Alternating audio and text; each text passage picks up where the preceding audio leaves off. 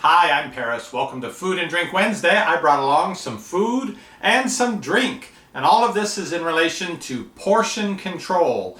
Now, I was at the gym the other day and I saw an ad on TV for Nutrisystem Men. And I thought, well, I've considered that before. Paying the money, they send you the food and they have the exact foods you eat for this meal, the foods for this snack. And if that's all you eat, you are pretty likely to lose some weight and lose some inches. Then I looked at the price and the foods that were included, and I thought I can do a better job myself for myself. Here's how I'm planning to do it.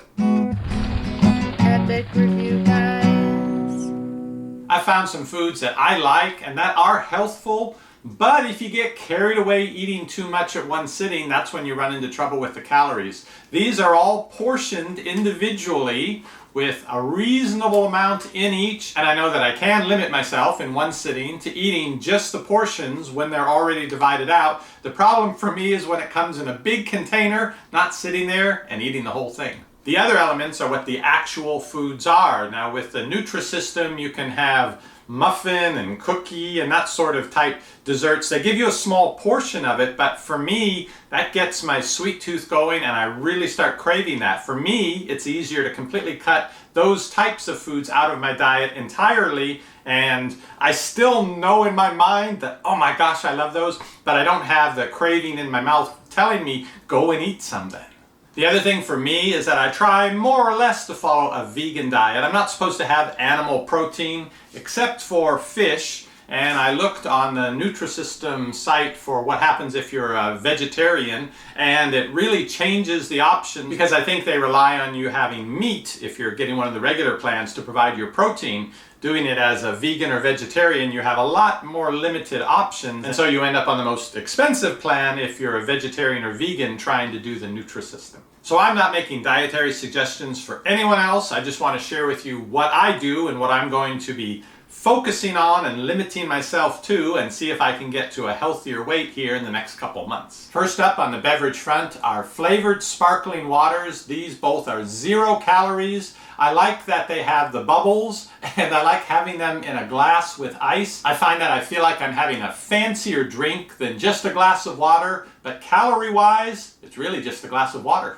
For hot drinks, I like teas. With herbal teas, sometimes you don't need any sweetener, or if it's a tea that you do want to sweeten, you're in control of exactly which sweetener and how much you put in it. Monk fruit is labeled at 0 calories a pack, and the raw cane 50 is a combination of half sugar, half stevia. It's 5 calories a pack, so with this you can decide exactly which type of sweetener, how much you'd like to add. Even if you add 2 packs of this to each cup of tea, after 3 cups of tea, that's only 30 calories. And the good thing about these is they are portion controlled. You know you like 2 packs of sweetener in your tea, that's what you use. You don't have the thing of sugar and the tablespoon and, well, let's see, it's only 15 calories a tablespoon, and how heaping can I get that? Now the name of the game is portion control, and with the drinks, pretty much it's unlimited other than the sweetener where you have the portion control coming into effect. Next, let's take a look at the fresh fruit and vegetables. Now, if you're a big fan of vegetables, you're in luck because vegetables are nutrient dense. They're good for you, but they're usually not very calorie dense. I like, in place of regular potato chips, especially now with my hummus, carrot chips. I'm sure you can find these in your local store.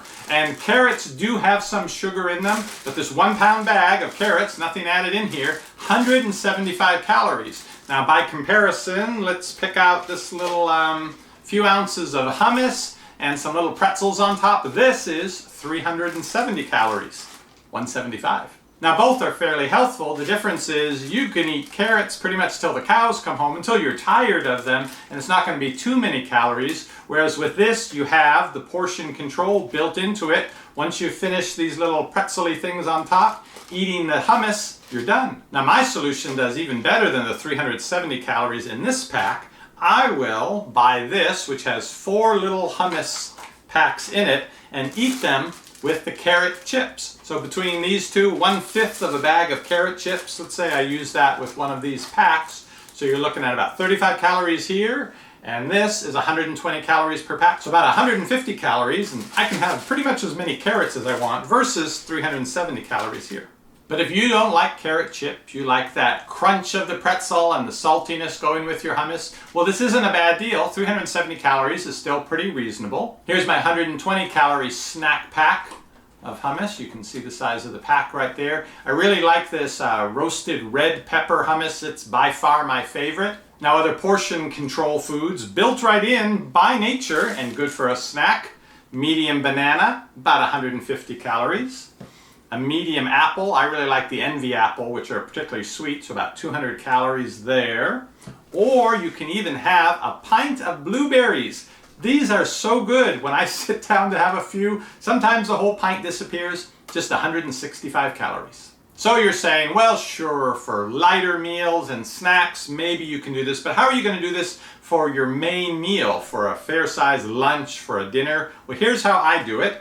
I particularly like this Amy's organic soup, light in sodium. This is their lentil vegetable. 320 calories, not bad. The sodium, even though it's light in sodium, like a lot of soups, it definitely has more sodium than is ideal. But this is portion control. 1 can makes 1 bowl of soup. Now to that soup, I may add a small can of corn. This is sweet. It's no salt added, so the whole can has only about 20 milligrams of sodium. It adds a lot of chewing to eating the soup, and so it makes you feel more like you've had a meal, but it's 120 calories, so this with the soup is still under 500 calories. What about dinner if you're looking for something really substantial? You want more than soup. Well, how about a nice bowl of quinoa? 480 calories for the whole package worth, a little high in salt. Now you could make the quinoa yourself from the dried version, but then again, it's so easy to make a little bit more and you end up with more calories than you were anticipating. If your number one goal right now, as mine is to limit the calories, then portion control is the way to go.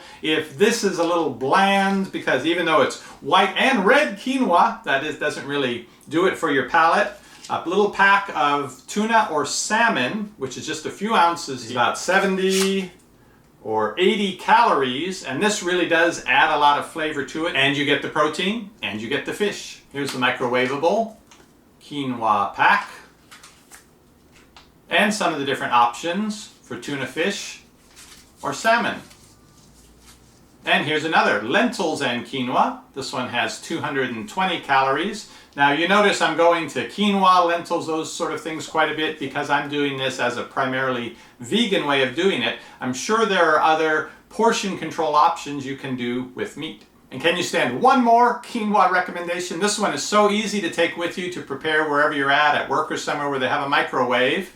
You have the quinoa here, and they have different sauces in the top. In this case, this is pretty much a salsa. So this whole pack combined is only going to be about 200 calories. Have that with a banana and an apple. If you have questions about any of these foods or how I prepare them or how I survive just eating this stuff, feel free to ask me in the comments below this video or on Twitter at EpicReviewGuys. Go ahead and send me a message there and try to help you out the best I can. We probably eat out at least once or twice a week, maybe one lunch on the weekend and one dinner during the week. And when we do that, there are particular places that I can have a dish, and so I'll have something like if we go to Masala Wok, I'll just get a couple samosa. And why are samosa good, in addition to tasting so good, is that they got built-in portion control. You got one samosa, you got the other samosa. It's not a big plate full of food where you have to decide, oh, should I stop about halfway through and get it takeout and have the rest later. So that's how I do portion control to lose weight, or at least not gain weight. I'd be very curious to know if you have any suggestions, please, in the description box or on Twitter.